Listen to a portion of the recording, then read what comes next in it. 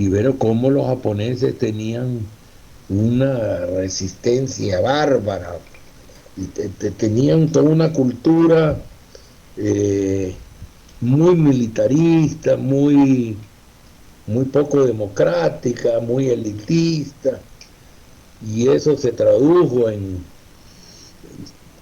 ser un rival muy difícil en la guerra, y terminó Estados Unidos no teniendo otra alternativa que lanzar la bomba atómica, y si no, a lo mejor todavía estaríamos en la Segunda Guerra Mundial. Entonces, aunque Alemania ya había sido, ya iba en franca derrota, y la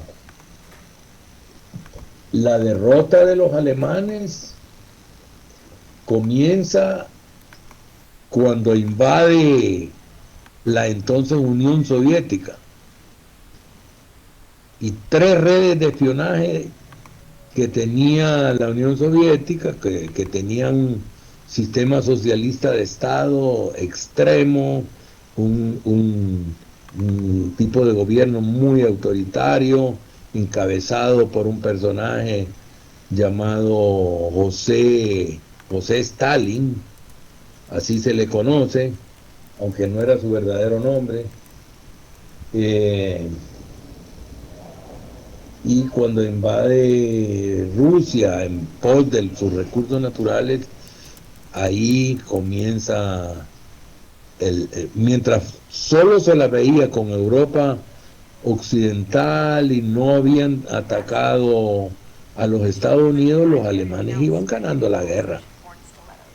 Pero cuando ya atacan en Pearl Harbor, en Hawái, a la flota de los estadounidenses, y entran los estadounidenses en la guerra, y cuando ya atacan a la Unión Soviética y se meten la Unión Soviética con los rusos adelante, ahí sí se vienen problemas las potencias del eje, y sucede lo que sucedió.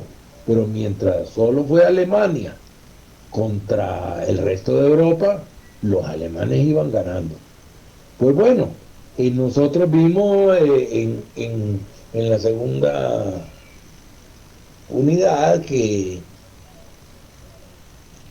terminada la Segunda Guerra Mundial, pues sucede el periodo que se le llama la posguerra, y en esa posguerra emerge Estados Unidos como primera potencia mundial, ¿verdad? Solo disputada en otro bando por la Unión Soviética, que era como la segunda potencia en términos militares, que por cierto tenían más ojivas militares, ojivas atómicas, que Estados Unidos, porque la Unión Soviética tenía que pensar como rival no solo a Estados Unidos, sino que a toda la OTAN o la OTAN, que era Estados Unidos y sus aliados de Europa Occidental. Entonces la Unión Soviética se veía obligada a, a igualar o sobrepasar la capacidad militar no solo de un país, sino que toda una alianza que es la OTAN, que es la Organización del Tratado del Atlántico Norte, NATO en inglés, en español es OTAN, y que ha vuelto a estar en las titulares de las noticias, en internet y en los medios de comunicación de todo el mundo debido a la guerra en Ucrania, ¿verdad?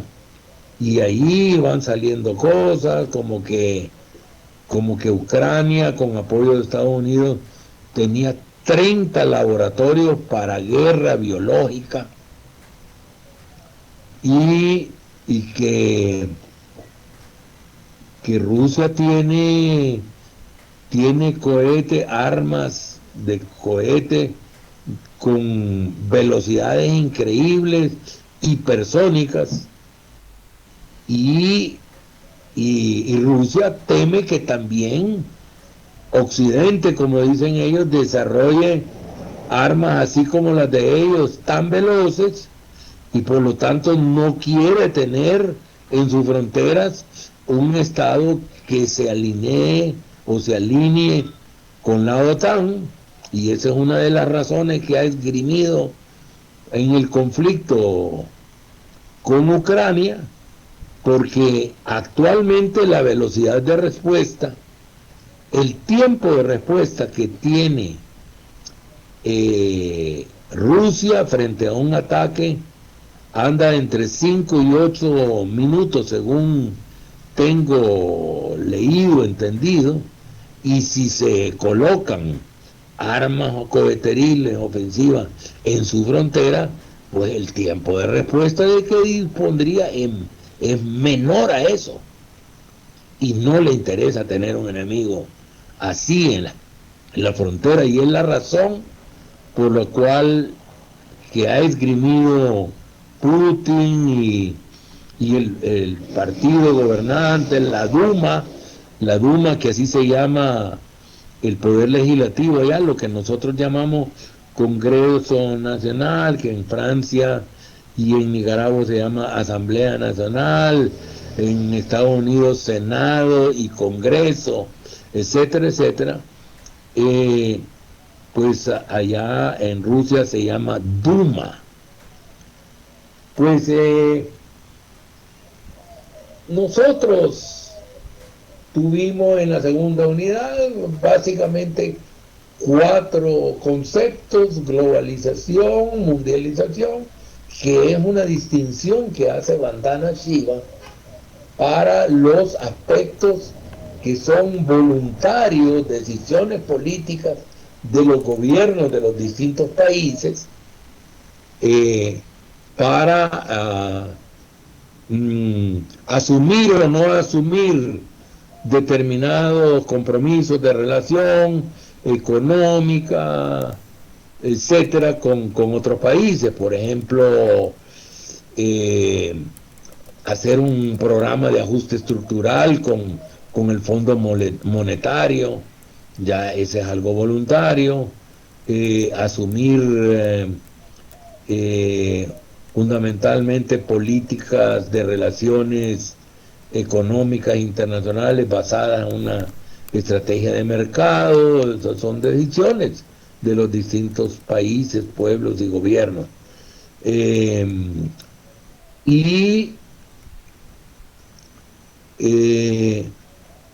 Todo lo que es involuntario, espontáneo, que se va produciendo, de que cada vez nos comunicamos más y mejor con otros países, con la gente en otros países. Hicimos el ejercicio de preguntar quién tenía relaciones, contacto, intercambio con personas que vivían en otros países, y prácticamente todos los que estamos aquí, que solo vemos 25 y deberíamos de ver más de 40, tenemos contacto con otras personas. Yo todos los días me comunico con mis hijas, que viven una en París y otra en Managua, con mis hermanos, que 3 se fueron para los Estados Unidos y 1 para Alemania, y así amigos y parientes en diversos países del mundo. Incluso tengo amigas y parientes, la esposa del hijo de un hermano de un sobrino de mi esposa, que en paz descanse, es ucraniana, según tengo entendido. Ellos decían rusos, pero yo después supe que era ucraniano, porque esa es otra cosa que no se entiende. Una cosa es la nacionalidad rusa, los ciudadanos de Rusia, y otra cosa es la etnia rusa, los que son étnicamente rusos, y eso ha metido líos que han llevado a esta guerra, la principal guerra en la noticia, que es la de Ucrania, de que todo el oriente de Ucrania étnicamente es ruso. No es que sean prorrusos, como les dicen en los periódicos, en la televisión, no es que sean prorrusos. Tal vez la mayoría se sienten amigos de Rusia, pero otros no, sino que étnicamente son rusos, hablan ruso, tienen cultura rusa. Incluso dos comunidades de ahí se declararon independientes del régimen de Kiev, del resto de Ucrania. Y Rusia apoya eso, por las razones que acabo de decir. Y Rusia se apoderó de una provincia ucraniana hace algún tiempo, que es Crimea, por razones geopolíticas y porque étnicamente, culturalmente, la gente de Crimea, en mucho más del 90%, del 95%, es rusa, en el sentido étnico. Hablan ruso, se sienten que son étnicamente iguales que el del pueblo ruso, y entonces los rusos promovieron un plebiscito ahí de que si se querían unir a Rusia y acudió casi el 90% a las urnas y más del 90-95% estuvo de acuerdo, entonces ellos pum, agarraron Crimea, hace ya algunos pocos años creo. Eso mete líos, eso no debiera de ocurrir en las relaciones internacionales, ¿verdad? Que un país se apodera de otro, eso en siglo XIX para atrás era normal, pero en el siglo XXI no debiera ser normal que un país viene y se apodera de otro o de una parte de otro, como Estados Unidos se comió más de la mitad de México, seguramente ustedes saben. Nosotros fuimos parte de México y como tales tuvimos fronteras con Rusia. ¿No sabían ustedes? ¿No sabían eso? Que nosotros tuvimos fronteras con Rusia. ¿No sabían? No, profesor. Fue una curiosidad de que yo fui a saber por una ponencia en el primer Congreso Iberoamericano de Estudios sobre Fronteras, al que asistí en la Universidad Autónoma de Baja California, en Tijuana, a unos metros de la línea fronteriza con Estados Unidos. Era un congreso sobre fronteras. Y ahí yo me enteré, yo no había reflexionado sobre eso. Les hago una pregunta de control. ¿Con cuántos países tiene fronteras Honduras?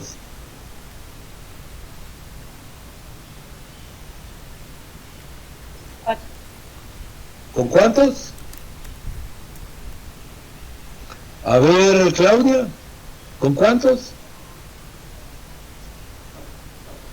Ayúdenos, participe, por favor. Reafírmelo. Con 3. Con 3, ¿verdad? Es lo que nosotros aprendimos en primaria y secundaria y que creemos la mayoría. Yo hasta en ese congreso me di cuenta que teníamos frontera con 9 países y ahora tenemos con 8 países. Cuando Nicaragua gana en la Corte Internacional de Justicia de la Haya su juicio contra Colombia, porque Colombia se había apoderado, después de que Estados Unidos se apoderó de Panamá, que era de Colombia, entonces Colombia se apodera de un montón de islas ahí en el Caribe, cerca de sus costas y del mar territorial, y resulta que Nicaragua no tenía mar entonces, porque Colombia reclamaba para sí ese mar, incluso decía tener fronteras con Honduras, fronteras marítimas. Pero Nicaragua hincó como dicen los abogados en derecho internacional, hincó a un proceso de litigio contra Colombia y gana asegurando la soberanía sobre ciertas islas y sobre todo sobre el mar territorial. Entonces nosotros ya no tenemos desde entonces fronteras con Colombia, que nosotros teníamos fronteras con 9 países, uno de los cuales eran Colombia. Imaginen ustedes qué tiene que hacer Colombia aquí, en fronteras con Honduras. Pero como le había usurpado, digamos, se había tomado el mar, parte del mar de Nicaragua, entonces tenía frontera con nosotros. Y nosotros, que somos montunos montañeses que vivimos en este monte, que es Tegucigalpa, los amigos extranjeros que vienen aquí dicen que no hay que preguntar en Tegucigalpa en qué colonia, en qué barrio vivís, sino que en qué cerro vivís, porque dice Tegucigalpa es un montón de cerros, ¿verdad? Entonces, nosotros en la colonia, y eso no nos lo enseña bien, la Capitanía General de Guatemala tenía cierta autonomía, pero la relación era dependiente del virreinato de la Nueva España, que era México. Y México era además del doble de tamaño. Pero entonces se suceden unos reacomodos, que también la Capitanía General algunas veces se comunicaba directamente con España, pero era dependiente de México, eso está claro. Investíguenlo y van a ver. La relación era con el virreinato, y eso respondió a algunas preguntas.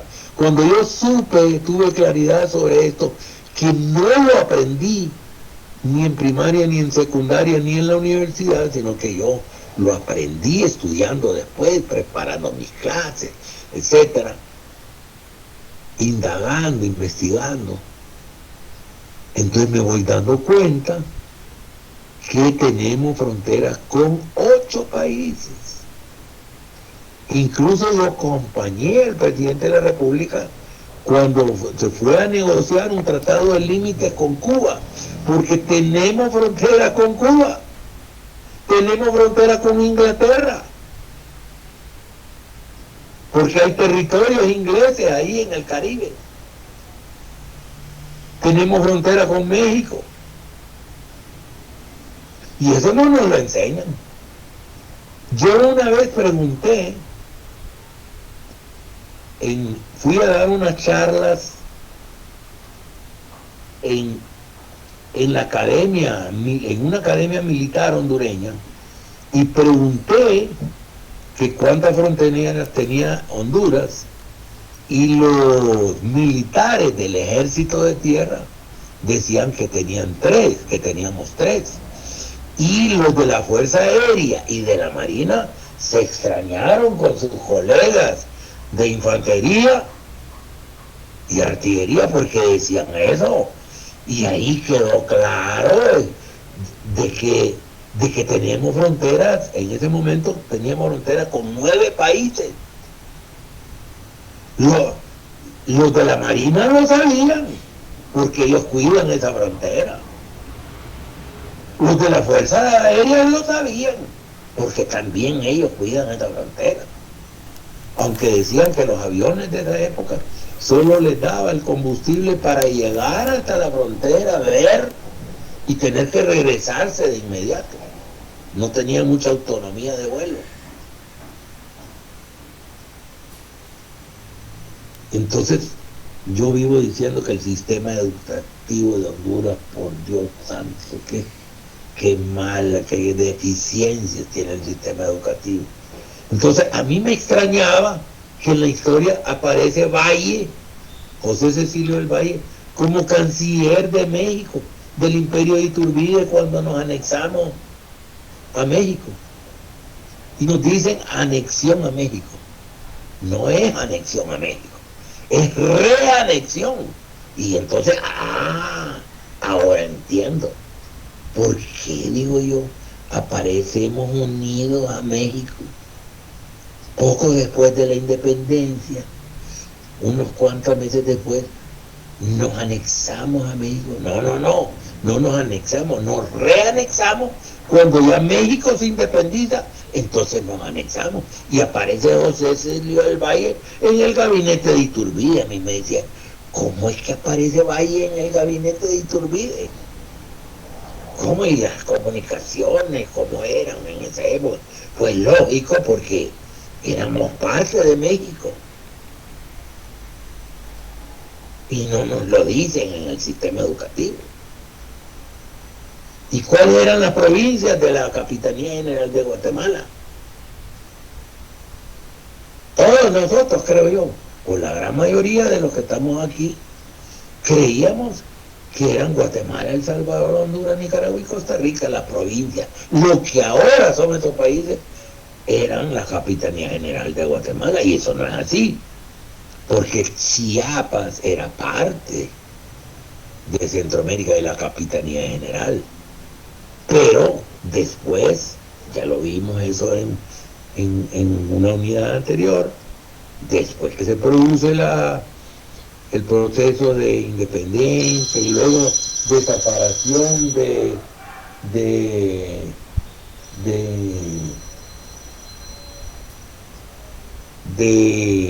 el proceso de independización de España, reanexión a México, que nosotros nos independizamos de España y por lo tanto también del virreinato, ¿verdad? Nos separamos, nos independizamos, y luego cuando ya México se independiza, nos reanexamos. No deberíamos de llamar anexión, deberíamos de decir reanexión a México.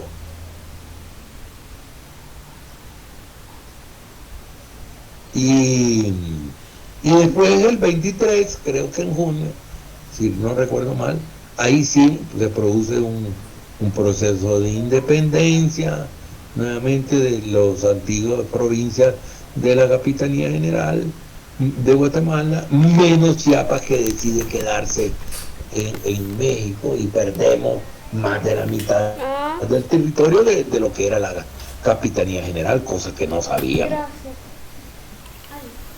Ahí me traes una galleta si callas una. ¿Y por qué digo que teníamos frontera con Rusia? Porque al ser parte de la Capitanía General de México, México tenía en su frontera norte, en la parte occidental, Alaska llegaba hasta California, y California era parte de México. Entonces, hubo un investigador, no sé si sociólogo en todo caso, o historiador, un investigador estadounidense que presenta una ponencia hablando sobre las relaciones de intercambio comercial entre Rusia, Estados Unidos y México, porque se intercambiaba piel por oro y cosas así, porque los rusos venían a intercambiar, porque Alaska era de Rusia y Alaska llegaba hasta México, y por lo tanto teníamos frontera, nosotros éramos parte de México, entonces teníamos frontera con Rusia. Curioso, ¿verdad? ¿Algunos de ustedes le habían enseñado algo de esto en sus clases de estudios sociales, de historia y geografía? No, nunca. Nunca, ¿verdad? No nos lo dicen. Yo vivo hablando, puedo ser cansón y aburrido de lo malo del sistema educativo que tenemos nosotros. Se aprenden 4 cosas. Por ejemplo, se dice que España descubrió América. Y si yo le pongo en el examen final, España descubrió América en tal fecha, y le pongo la fecha, ¿eso sería verdadero o sería falso? Falso. Falso. ¿Quién puede decir por qué es falso? Porque, bueno, según me enseñaron a mí, personas antes como de lugares nórdicos, o incluso se dice que de lugares como de Mongolia habían llegado primero a América que los españoles. Correcto. Habían llegado de América, de Oceanía, por ahí se supone que vinieron, etcétera. Pero si hacemos abstracción de todo eso y hablamos solo de la relación entre América y Europa, podemos decir que España descubrió América. Ahí a finales del siglo XV, España descubre América y comienza la conquista. Podemos decir que eso es cierto. O podemos decir más concretamente, Cristóbal Colón, en nombre de España, descubre América en tal fecha y ponemos la fecha. ¿Eso sería verdadero o sería falso? Según lo que nos han enseñado, sería verdadero. Sería verdadero, pero lo que aprendimos en este curso de sociología, según eso, ¿cómo sería? Sería falso. Sería falso. ¿Por qué? ¿Quién puede recordarme de por qué es falso? Porque España no existía cuando el descubrimiento de América. Investiguen la historia de España desde cuándo existía en España. Colón hace el descubrimiento, entre comillas, en nombre de los reinos de Castilla y Aragón, que eran la mayor parte de lo que ahora es España. Pero España no existía. Las Hispanias le llamaban los romanos, las Hispanias, y habían varios reinos en lo que ahora es España. Entonces, España no existía, entonces no podemos decir que España descubrió América. Podemos decir que lo que ahora es España descubrió América. Podemos decir eso.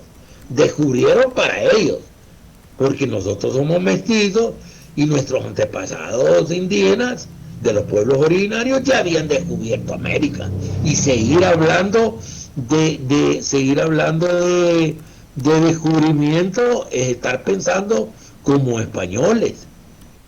Y vamos a ver que hay ciertos colegas sociólogos que hablan de la colonialidad. Hay un colega peruano que habla de esto, de que seguimos pensando como españoles. Incluso en tanto cristianos, ya sean protestantes o católicos, leemos la Biblia como españoles y citamos la Biblia, citamos a Jesús y Jesús dijo: venid a mí o dejad que los niños se acerquen a mí. Como que Cristo hablaba en español de España. Cristo hablaba en arameo, aclaremos eso. No hablaba en español de España, ¿verdad? Pero todas las citas bíblicas que vemos en la calle, y dice: venid aquí, pedid y se os dará, y hablando con un español de España. Por favor, hombre, o lo decimos en arameo o lo decimos en español de Honduras. Porque vamos a hablar, citar la Biblia y citar a Jesús y los evangelios como que si fuéramos españoles. O sea, la sociología nos hace cuestionar cosas que nunca las cuestionamos, las recibimos y las tragamos, sin ningún cuestionamiento.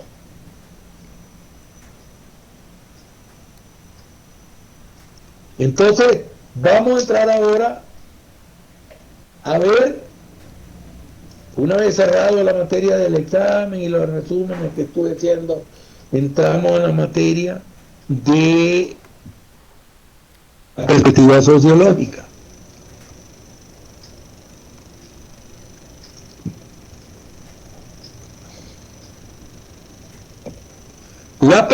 Primero veamos el concepto de perspectiva sociológica. Tiene dos palabras: perspectiva y sociológica. Pues veamos primero la palabra perspectiva.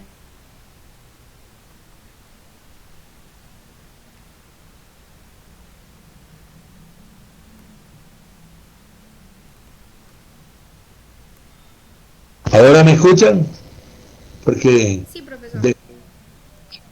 que desconecté y reconecté la cámara porque no está funcionando bien. No funciona el vídeo, lo cual no es tanto problema, pero me daba problema pensar que no hubiera audio, pero ya veo que sí. Entonces, ¿en qué clase vimos el concepto de perspectiva?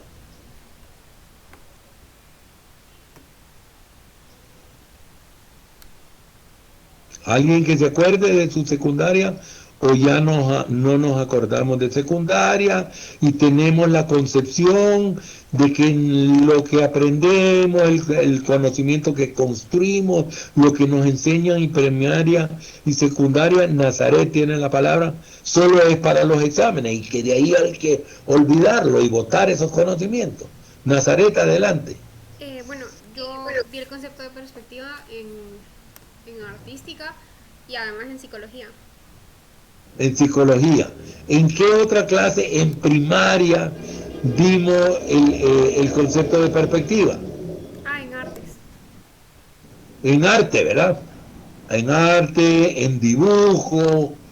Si imaginariamente colocamos 4 voluntarios o voluntarias de esta clase en una clase presencial que estamos imaginando, 4 en cada una de las 4 esquinas de un aula del edificio A1, que es donde estaríamos si la presencialidad, nosotros podríamos saber de quién es cada dibujo, basándonos en qué cosa.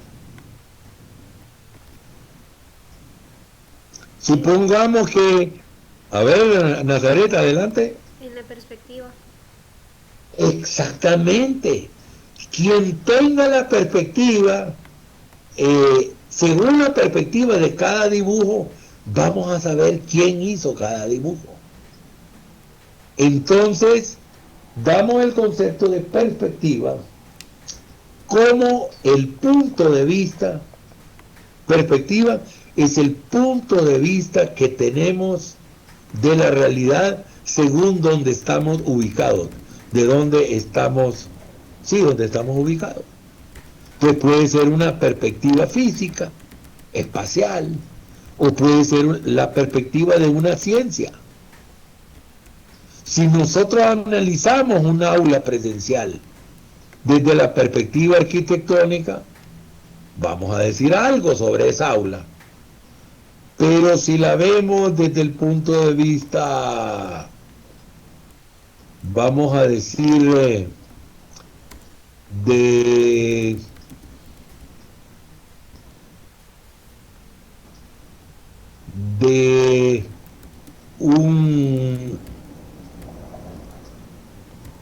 un ingeniero electricista, el ingeniero electricista va a empezar a ver el abastecimiento de energía eléctrica en el aula, va a ver si hay suficientes tomacorrientes, que si están seguros, esos tomacorrientes son de los mejores actuales, etcétera. Va a haber cosas así, va a ver que hay suficiente o no iluminación, cosas así diferentes.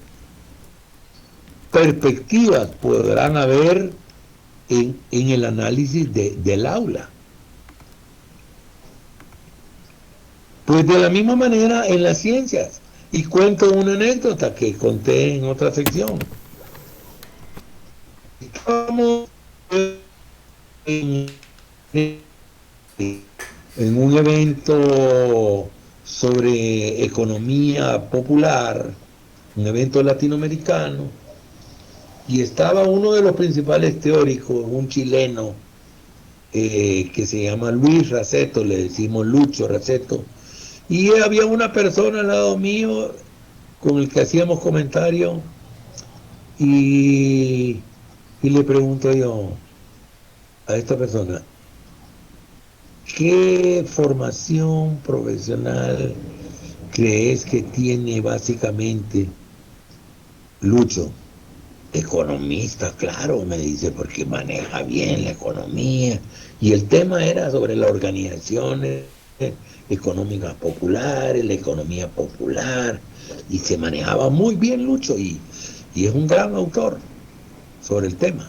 Le digo yo, no, apostemos que él originalmente era filósofo y después se metió a estos temas. No, debe ser economista, me dice la otra persona. Bueno, apostemos cuando termine la charla y que haya un receso. Antes de la pregunta dijeron que va a haber un receso. Vamos y le preguntamos. Efectivamente, sí hicimos. Y le decimos, Lucho, discúlpanos que te queremos preguntar. Estamos aquí discutiendo. ¿Cuál es tu profesión de base? ¿Cuál es tu formación profesional de base?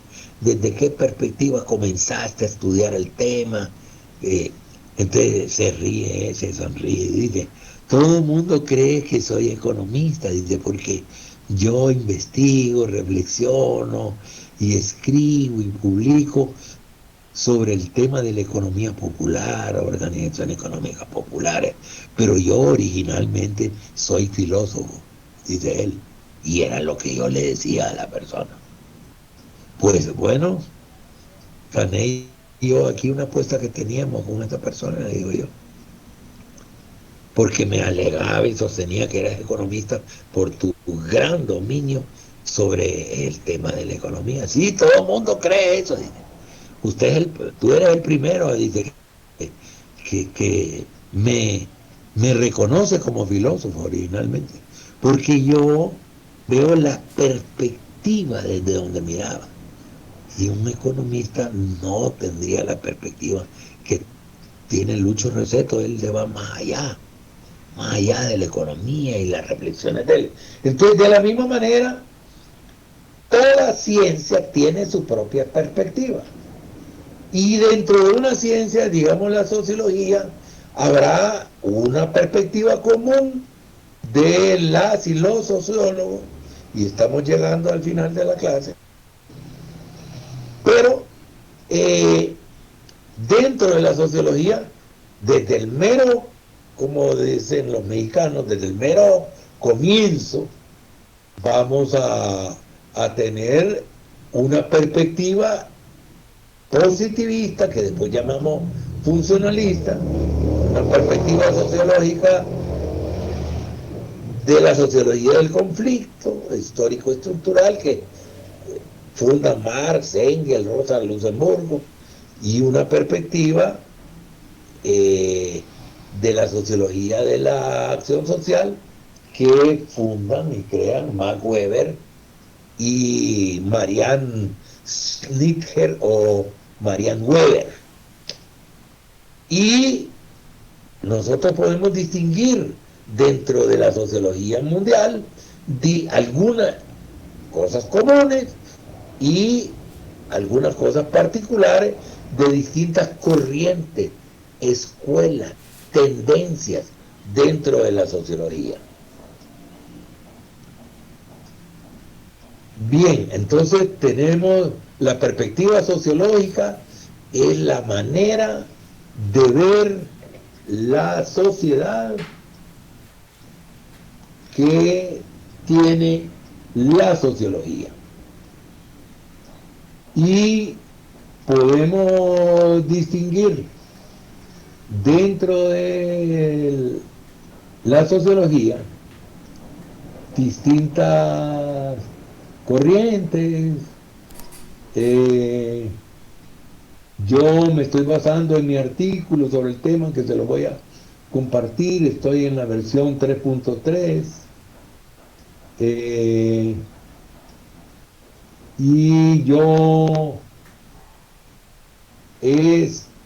pongo aquí en un párrafo, la perspectiva sociológica es pues la forma de ver la sociedad que compartimos quienes ejercemos el oficio de sociólogo, como socióloga, como dice Bourdieu, y que nos diferencia de quienes la observan desde la perspectiva de otras ciencias sociales.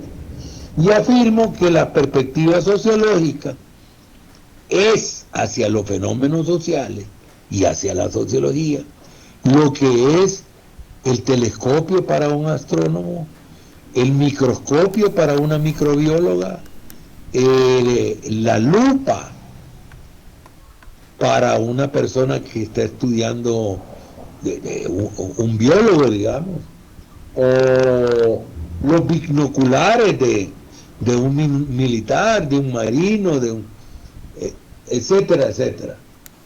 Entonces, nosotros los sociólogos y las sociólogas tenemos la perspectiva sociológica.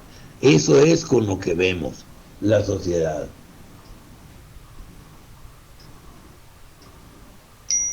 Y la primera característica que ya vimos y que ¿cuál es la primera característica de la perspectiva sociológica? Y aquí estoy avanzando ya también pregunta guía. La primera sería ¿cuál es la materia que vimos ahora? Y la segunda, ¿qué es la perspectiva sociológica? Y otra siguiente sería, ¿cuál es la primera característica de la perspectiva sociológica?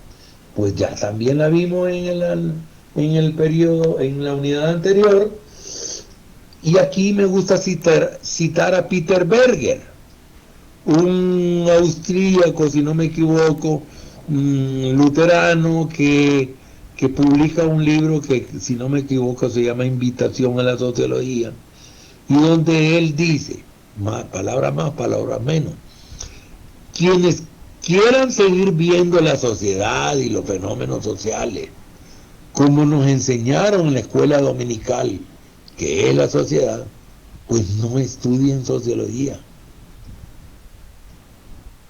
Porque la sociología, digo yo en mi artículo, es como aquellos niños del cuento de Hans Christian Andersen que tal vez muchos de esta sección leímos cuando niños. Ojalá que de unos estafadores llegan donde el rey y le dicen que si les da oro, plata, piedras preciosas, diamantes, que le van a hacer el mejor traje de un rey en el mundo. Y con un traje mágico que solo lo van a ver quienes sean hijos del papá y la mamá que creen ser y que son fieles a la corona. Entonces el rey se interesa, le asigna a los que nosotros sabemos que son estafadores, le dan oro, le dan plata, le dan piedras preciosas, diamantes, etcétera, y los quedan observando por el ojo de una cerradura, y ahí están ellos, se los miran haciendo musarañas en el aire, como que están tejiendo un traje, y después se lo entregan al rey, y que el rey se lo ponga, pero nadie lo ve, pero nadie dice que no lo ve. Porque si no lo ven, es que no son fieles a la corona y son hijos bastardos, entre comillas, como decían antes, a los que no eran hijos de la pareja que creían que eran sus padres. Hasta que en el desfile, donde va el rey, los niños están hablando así, y dicen, mira, el rey va desnudo. Y todos escuchan, y los niños saben que los locos, los borrachos y los niños dicen la verdad. Y entonces se corre el rumor y toda la cosa. Y entonces se dan cuenta de la estafa de los malandrines aquellos, ¿verdad? Entonces, quienes ejercemos el oficio de sociólogo, nos toca a veces hacer el papel de esos niños. Y cuando me invitan a mí a una comparecencia televisiva, medio de comunicación y todo, como sociólogo, o Eugenio Sosa, Julio Navarro, que somos de los que más practicamos lo que Burgos llama la sociología pública, decimos análisis que a veces van contra la corriente. Desde muy temprano analizamos lo que iba a pasar con el presidente que teníamos entonces. Y decía sin pelos en la lengua que teníamos un narcogobierno y que se había convertido en un narcoestado, porque ya no solo era el gobierno, sino que el ejecutivo, el legislativo y el judicial, que son los tres poderes del Estado, estaban en manos de,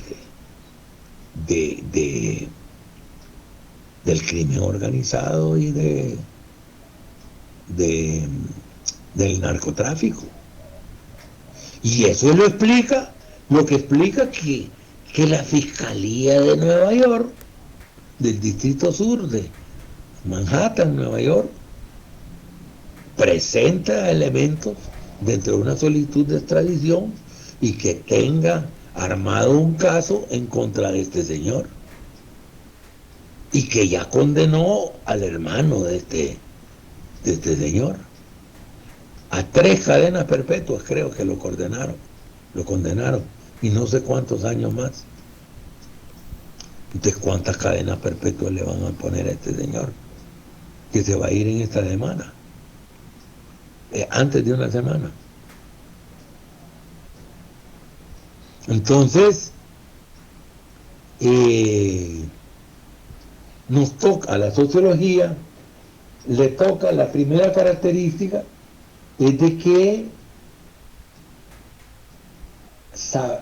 la sociología nos enseña, nos hace ver que la apariencia no necesariamente es igual a la realidad. Y con esto cerramos, que fue básicamente un repaso, y solo enunciamos la segunda característica, es que el análisis con perspectiva sociológica nos hace tomar distancia analítica respecto del fenómeno social que estamos observando, estudiando, pero eso lo vamos a explicar en la siguiente clase el lunes 5, si no me equivoco. El lunes, sí, ¿verdad? Es 5, 31, hoy es jueves, 4, ¿verdad? Sí, el 4, es que tengo una reunión el martes 5, por eso me confundía. Muchas gracias. Entonces, ya sabemos, la pregunta guía es, ¿qué fue a qué dedicamos la clase el día de hoy? La segunda pregunta es ir viendo con una pregunta a todo lo que fuimos viendo. Y vimos, ¿qué conceptos vimos? El concepto de perspectiva, el concepto de perspectiva sociológica. Otro concepto que debemos anotar el día de hoy es el concepto de filosofía, que la filosofía no es una ciencia, que sin embargo la filosofía nos ayuda, y especialmente tres ramas de la sociología. La gnoseología, que es la rama de la filosofía que reflexiona sobre el conocimiento, que estudia el conocimiento, y dentro de la gnoseología, que ya se vale decir gnoseología sin la G, está la epistemología, que estudia el pensamiento científico. Y eso es muy importante para hacer ciencia, incluyendo entonces la sociología. La lógica también, que estudia la estructura del pensamiento. Nos sirve todo eso. ¿Y qué autores vimos el día de hoy o debimos haber visto? Bueno, Weber, Burawoy, Aristóteles, que es de los fundadores de la lógica, Eugenio Sosa, Julio Navarro, Alan Fajardo, lo mencionamos, como los sociólogos hondureños que más practican la sociología pública, de la que habla Michael Burawoy, que tenemos para una tipología o clasificación de las ramas de la sociología, podríamos decir que podemos clasificarla según el marco teórico, el paradigma teórico al que corresponda, que ya vimos que nacen la sociología con 3 paradigmas: el positivismo, que ahora es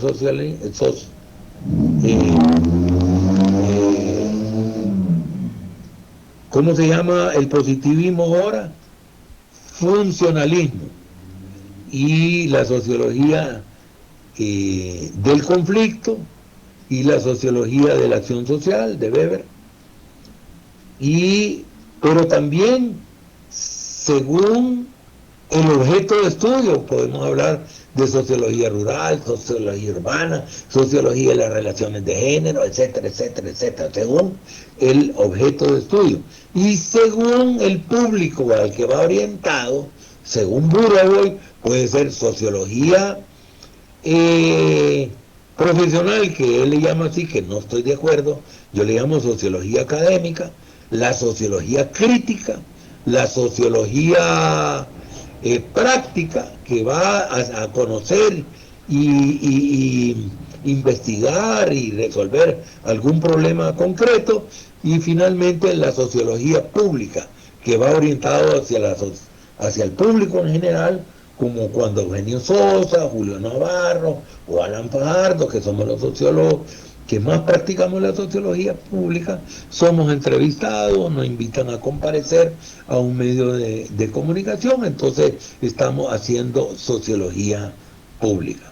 Con esto damos por cerrado la clase del día de hoy y entonces nos vemos el lunes, y si no hay ninguna pregunta, nos cerramos la clase.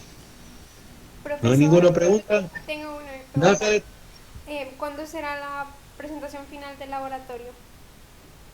Sí, pongámonos de acuerdo por el chat de WhatsApp. El informe, cuando quieren poner el informe, y una vez que tengan el informe, entonces le fijamos una fecha a la clausura. ¿Le parece? Está bien, gracias.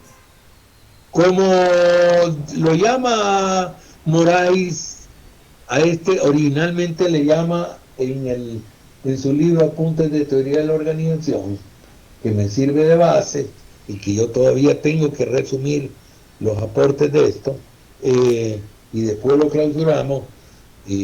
Así que la próxima semana vamos a dedicar a la teoría de la organización y vamos a fijar una fecha.